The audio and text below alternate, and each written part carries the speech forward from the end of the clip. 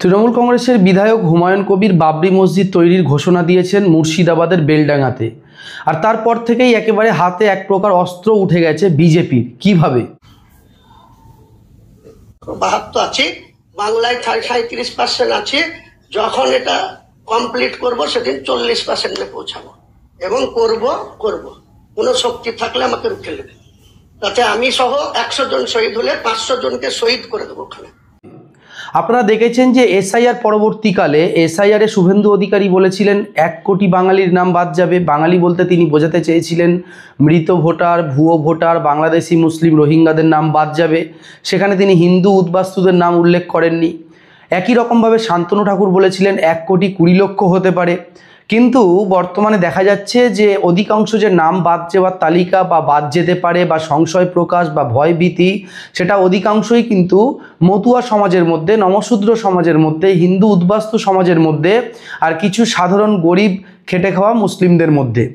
এবং আরও একটা অংশ যারা বিভিন্ন দুর্যোগের কারণে যাদের আপনার বাড়ি ঘর একেবারে হারিয়ে ফেলেছে, মানে সব কিছু বন্যায় বলুন, আয়লা লাইলা সহ বিভিন্ন রকম ঘটনায় কিন্তু তাদের একেবারে সব সর্বশান্ত হয়ে গেছে, তাদেরও ডকুমেন্ট নেই, তারাও বিপদে পড়বে। পরবর্তীতে কিভাবে প্রমাণ করবে সেটা তারা জানে আর তাদের এলাকার জনপ্রতিনিধিরা জানে।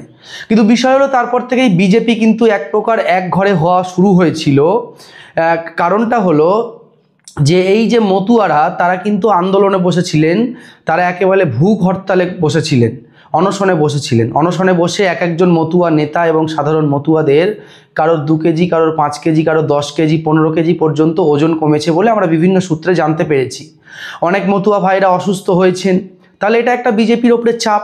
কারণ আপনার এই এনআরসি কি বলে এসআইআর করে যদি মতুয়া বা হিন্দু, মতুয়ারাও তো হিন্দু, যদিও মতুয়ারা তারা মনে করে যে না আমরা হিন্দু নই, আমরা মতুয়া, আমাদের এটাই ধর্ম, কিন্তু ভোট আসলে বিজেপি তাদেরকেও হিন্দুদের মধ্যেই কাউন্ট করে অ্যাকচুয়ালি, বা তাদেরও অনেকে তারা বলেন না আমরা হিন্দু বা ইত্যাদি। যাই হোক, কিন্তু মুশকিলটা হলো বিজেপি যেই চাপে পড়েছিল 2026 বিধানসভা ভোটের পূর্বে, বিজেপির হাতে কিন্তু কোনো ইস্যু ছিল না।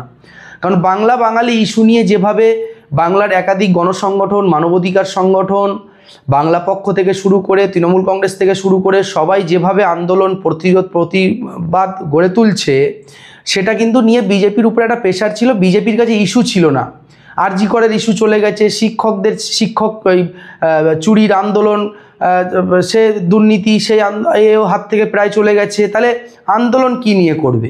আর বিজেপি সাধারণত আপনারা দেখবেন তারা খুব বেশি রুটি রুজি মাকান, মানে বাসস্থান, খাবার দাবার, চাকরি বাকরি বা শিক্ষা, এগুলো নিয়ে তারা খুব বেশি আন্দোলন করে না। নাহলে বিজেপির হাতে প্রচুর অপশান ছিল। পশ্চিমবাংলার হাজার হাজার স্কুলে শিক্ষক নেই, সরকারি মাদ্রাসাগুলোতে ঠিকঠাক শিক্ষক নিয়োগ হচ্ছে না, পড়াশোনার মান অত্যন্ত খারাপ।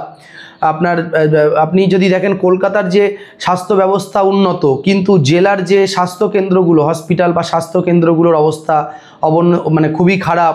হ্যাঁ, সেখানে প্রায় ডাক্তার বসে না, অনেক সময় নার্সরা রুগী দেখে, বিভিন্ন রকম এমন অভিযোগ রয়েছে, এমন কিন্তু হয়রানি মানুষের রয়েছে। তা যদি না হয়, মানুষকে কেন সারা পশ্চিমবাংলা থেকে কলকাতায় ট্রিটমেন্টের জন্য এসএসকে মেডিকেল কলেজ, এদিকে আপনার এনআরএস, চিত্তরঞ্জন, এইসব জায়গায় আসতে হয়, তাই না? এটা পরিষ্কার কথা।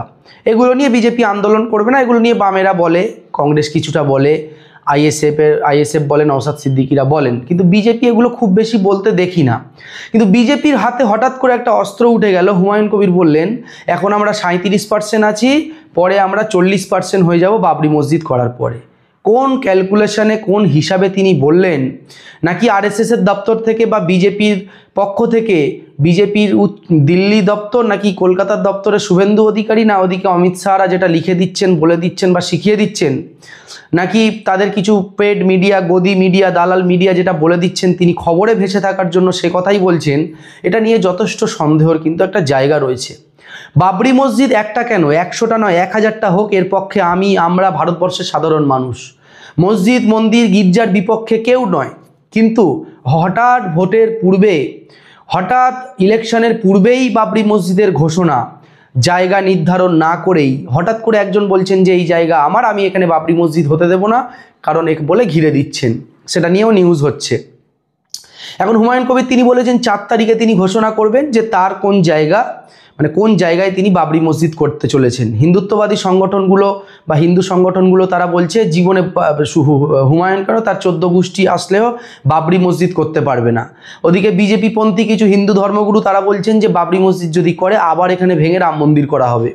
মুসলিমদের অনেকে বলছেন যে দেখবেন মসজিদ করার আগে একটু খেয়াল করবেন ওই জায়গাতে যেন কোথাও সব মাটি খুঁড়ে দেখে নেবেন যেন কোনো মূর্তি বা কিছু যেন কোনো শিবলিঙ্গ বা কোনো কিছু যেন না থাকে দেখবেন, না হলে আবার ফের ভেঙে টেঙে দেওয়া হবে। এমন বিভিন্ন রকম বিষয় কিন্তু চলছে আর মিডিয়া এটাকে ব্যাপকভাবে কভারেজ দিচ্ছে। পশ্চিমবাংলার media, Bengali media, digital media না, সবাই গা ভাসাচ্ছে। পুরো ভারতবর্ষের মিডিয়া, ন্যাশনাল মিডিয়া পর্যন্ত এটাকে হাইলাইট করছে যেটা চেয়েছিলেন হুমায়ুন কবির। এখন তৃণমূল কংগ্রেস যদি তাকে একটা মন্ত্রিত্ব দিয়ে দিত, ছোটোখাটো প্রতিমন্ত্রী বা কিছু একটা দিয়ে দিত, বা জেলা সভাপতি বা ব্লক সভাপতি বা কিছু একটা এমন দায়িত্ব বা হুমায়ুন সাহেব ঘনিষ্ঠ কোনো ব্যক্তিকে দিয়ে দিত, তাহলে মনে হয় তৃণমূলকে এই ঝামেলায় আর পড়তে হতো না। এখন জানি না এটা তৃণমূল কংগ্রেসের ইশারায় করছে নাকি বিজেপির ইশারায় করছে, নাকি হুমায়ুন কবির সাহেব তিনি তার দাম বাড়ানোর জন্য করছে, নাকি সত্যি সত্যিই তিনি আল্লাহকে সন্তুষ্টি করার জন্য তিনি বাবরি মসজিদ করছেন। এখন আল্লাহকে সন্তুষ্টি করতে গেলে তো আলেম ওলামাদের থেকেও পরামর্শ নিতে হবে। তিনি কাদের থেকে পরামর্শ নিয়েছেন আমি জানি না। এখন বাবরি মসজিদ সারা ভারতবর্ষের প্রত্যেকটা রাজ্যে একটা করে স্মৃতি থাকা দরকার, একটা দুটো করে স্মৃতি থাকা দরকার সারা ভারতবর্ষে। কিন্তু ভোটের আগে বাবরি মসজিদ, এত ঘটা করে প্রচার করে বাবরি মসজিদ, এবং মিডিয়াতে গিয়ে মিডিয়াতে গিয়ে হুমায়ুন কবির সাহেব বলছেন যে আমরা এখন 37-40% হব এর বাবরি মসজিদ করার পরে। এটা কীভাবে ভাই হুমায়ুন সাহেব, এটা আপনি কিভাবে বললেন?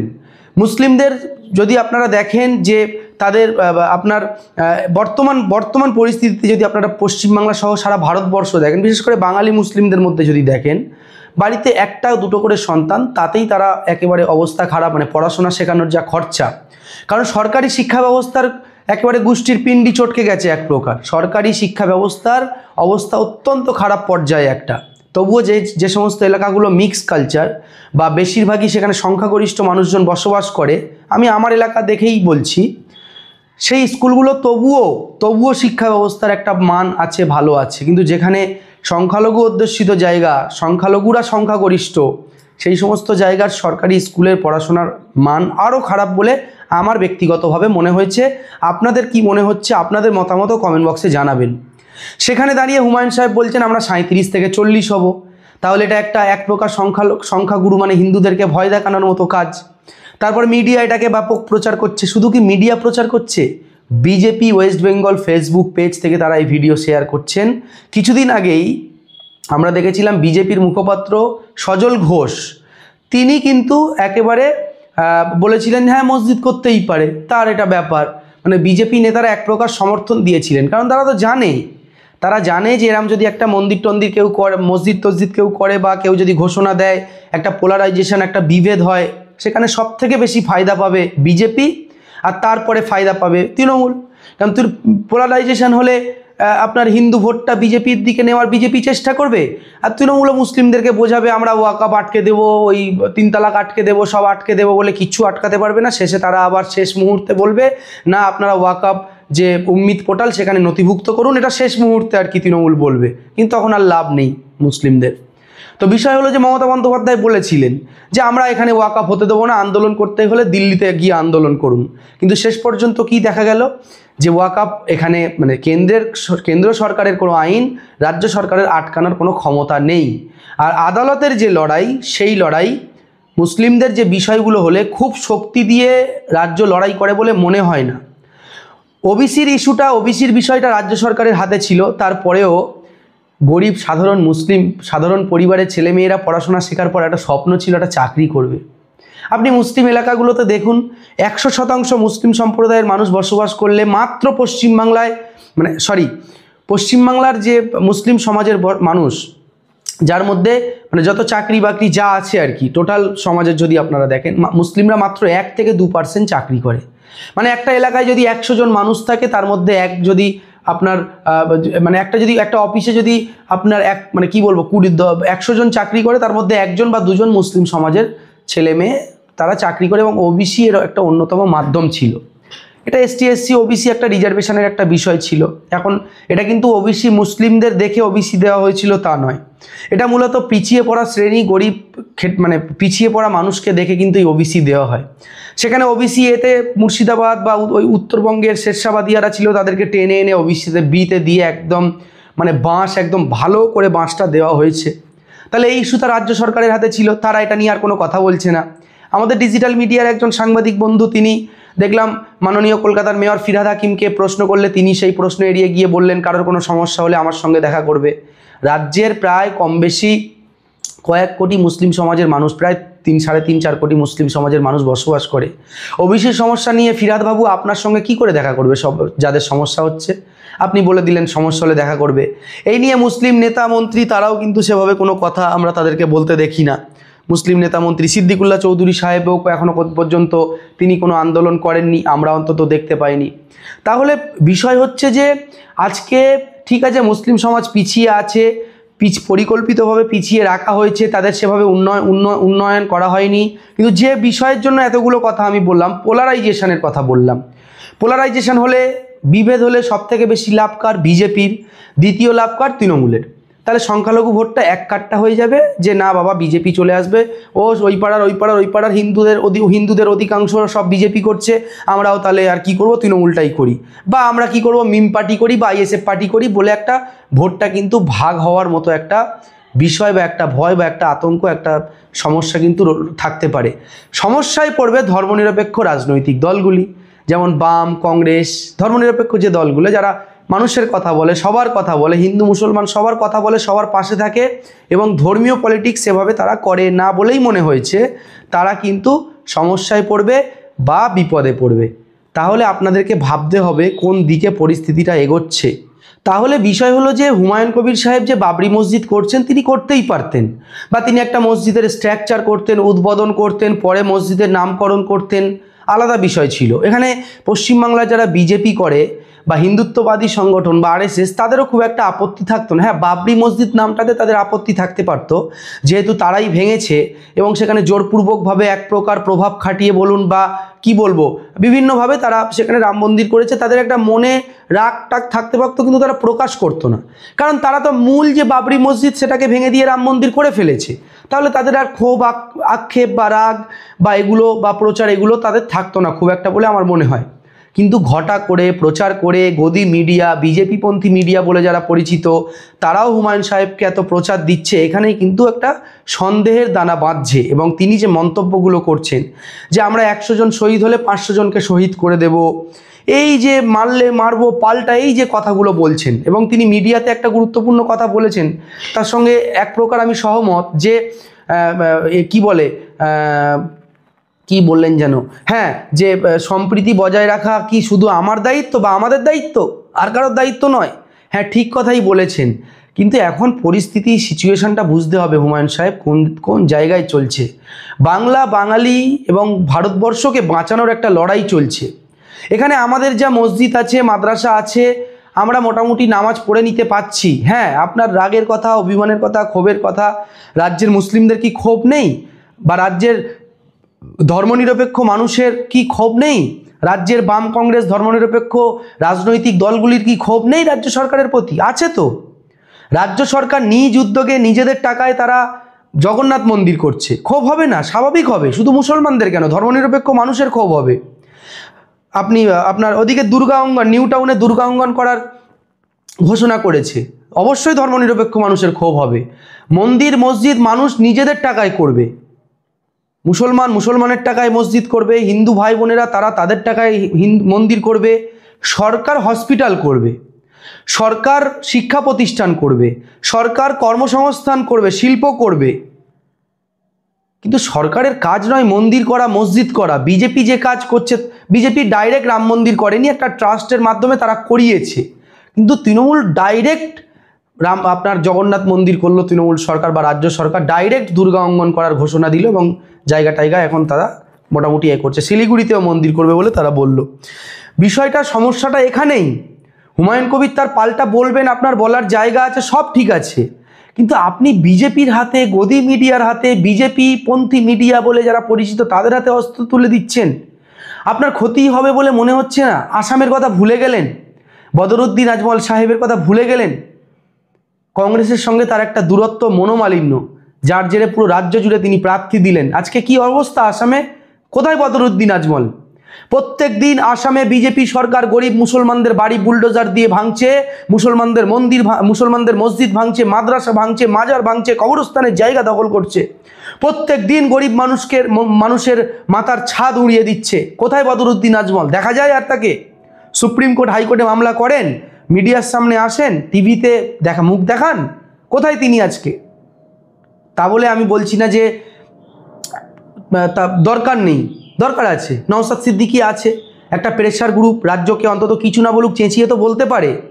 দুর্গাপুরের ঘটনা, বারুইপুরের ঘটনা, মুর্শিদাবাদের ঘটনা, একাধিক ঘটনা, সেটা দলিত শ্রেণীর উপর হোক, আদিবাসী সম্প্রদায়ের উপর হোক, মুসলিমদের উপর হোক, কোনো রকম অন্যায় অত্যাচার নির্যাতন হলে তৃণমূল কংগ্রেসের কোনো বিধায়ক বা নেতার আগে অনেক সময় আমরা দেখেছি, অনেক গণসংগঠন তো যায়, তার সঙ্গে নওশাদ সিদ্দিকী তিনিও সেখানে চলে যাচ্ছেন। আর তিনি গেলে যেটা লাভ হচ্ছে, অন্তত অন্যায়টা মানুষের সামনে চেঁচিয়ে বলতে পারছেন, মিডিয়াতে প্রচার হচ্ছে। একটা প্রেসার গ্রুপ থাকা উচিত, কিন্তু সেই প্রেসার গ্রুপ করতে গিয়ে পোলারাইজেশন করে, বিভেদ করে যদি ভোটটা ভাগ হয়ে যায়, যদি কোনোভাবে রাজ্যের ধর্মনিরপেক্ষ, শান্তিপ্রিয়, শিক্ষিত হিন্দুদের মনের মধ্যেও ঢুকে যায় না মুসলমানরা মসজিদ করছে। আর আমি হিন্দু ভাইদেরকে বলছি, হুমায়ুন কবিরকে পুরো মুসলিম সমাজের নেতা মনে করবেন না। হুমায়ুন কবির, ফিরহাদ হাকিম, সিদ্দিকুল্লাহ চৌধুরী, নওশাদ সিদ্দিকীরা পুরো মুসলিম সমাজের নেতা নয়।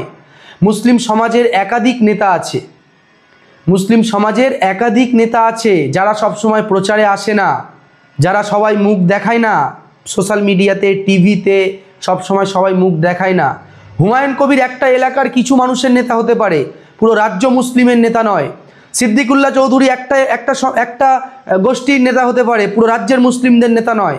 ফিরহাদ হাকিম তিনি একটা এলাকার কিছু মানুষের নেতা হতে পারেন, রাজ্যের পুরো মুসলিম সমাজের নেতা নয়। তাই হুমায়ুন কবির কি করলো মানে পুরো মুসলিম সমাজকে ডাগিয়ে দেওয়া, বা হুমায়ুন কবির বাবরি মসজিদ করছে মানে সব মুসলমানরা তার পক্ষে বা সবাই বিপক্ষে, এটা মনে করবেন না। কিছু মানুষ তাদের মনে হয়েছে তারা পক্ষে, থাকতেই পারে, গণতান্ত্রিক দেশ। কিন্তু কিছু মানুষ তারাও গঠনমূলক সমালোচনা করছে। মসজিদের পক্ষে কোনো মুসলমান হতে পারে না, কিন্তু সেটা নিয়ে যদি কেউ তার রাজনৈতিক ফায়দা নিতে চায়, সেই মসজিদের মাধ্যমে যদি কেউ সমাজে টিকে থাকতে চায়, সেই মসজিদের মাধ্যমে যদি কেউ বিভেদ তৈরি করে বিজেপির হাতকে শক্ত করতে চায়, সেই মসজিদের মাধ্যমে যদি কেউ তার নিজের রাজনৈতিক রুটি ছেঁকতে চায়, সমস্যা, আপত্তির জায়গা সেখানেই। না হলে মসজিদ নিয়ে কোনো আপত্তি নেই। বাবরি মসজিদের মতো মসজিদ ভারতবর্ষে যদি মুসলমানরা তারা পারে, যদি সম্ভব হয়, একটা নয়, 100টা নয়, 1000টা মসজিদ করুন, বিজেপি আরএসএসেরও খুব সমস্যা হবে না, তারাও প্রতিবাদ করবে না যদি খুব ঘটা করে প্রচার করে না করেন। তাদের মনে হয়তো রাগ হবে যে আমরা একটা মসজিদ ভেঙে দিলাম, এরা 100টা বা 1000টা মসজিদ করে নিল, রাগ হবে, কিন্তু খুব একটা প্রকাশ করবে না। কারণ হিন্দু ভাইদের যে মন্দির হয়, আপনি রাম মন্দির বলুন, জগন্নাথ মন্দির বলুন, আর যত মন্দির আছে ভারতবর্ষে, কোনো মুসলমান কোনো দিন প্রতিবাদ করেনি, জীবনেও করবে না। জীবনেও মুসলমানরা কোনো মন্দিরের বিরুদ্ধে প্রতিবাদ করবে না। কোনো মুসলমান, কোনো হিন্দু, কেউ মন্দিরের বিরুদ্ধে কেউ প্রতিবাদ করে না। প্রতিবাদটা হলো নরেন্দ্র মোদী কেন মন্দির উদ্বোধন করছেন, প্রতিবাদটা হলো মমতা বন্দ্যোপাধ্যায় নিজের রাজ্য সরকারের টাকায় কেন মন্দির করছেন। প্রতিবাদের জায়গা এগুলো।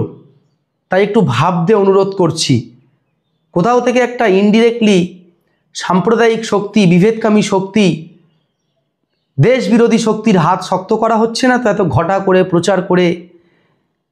হুমায়ুন সাহেবকে যদি কালকে তৃণমূল কংগ্রেস ঘোষণা করে দেয়, তাকে একটা প্রতিমন্ত্রী দিয়ে দেবে বা জেলার দায়িত্ব দিয়ে দেবে, তাহলে কি তিনি সেই মসজিদ তৈরি করার যে ঘোষণা সেখান থেকে ফিরে আসবেন না? তো প্রশ্ন করছি, গঠনমূলক প্রশ্ন করছি। গঠনমূলক সমালোচনা করার অধিকার সবার আছে। আপনাদের কি মনে হয়? কোনো অন্ধের মতো মন্তব্য না করে আপনাদের যেটাই মনে হয়, পক্ষে বিপক্ষে, ভালো খারাপ, সত্য মিথ্যা, যেটা মনে হবে কমেন্ট বক্সে আপনারা আপনাদের গুরুত্বপূর্ণ মতামত, আপনাদের মতামত অত্যন্ত গুরুত্বপূর্ণ। এর আগের ভিডিওগুলোতে আপনারা মতামত জানিয়েছেন পক্ষে বিপক্ষে, কিন্তু আরেকটু গঠনমূলক মতামত আমরা চাইছি। যে এই যে ঘোষণা, তারপরে এবং বিজেপি ব্যাপকভাবে এটাকে নিয়ে পড়েছে। বিজেপির হাতে কোনো ইস্যু ছিল না এসআইআরের পরে। এসআইআরে বিজেপি এক ঘরে। 26শে ভোটে তৃণমূল বিজেপি বিএলএ দিতে পারেনি বহু জায়গায়। তৃণমূল কংগ্রেস যেটা করেছে, বিএলওদের সঙ্গে বিএলএ অর্থাৎ বুথ লেভেল আপনার এজেন্ট, তারা দিয়ে তারা মানুষের কাছে কাছে ঘরে ঘরে প্রায় পৌঁছে গেছে।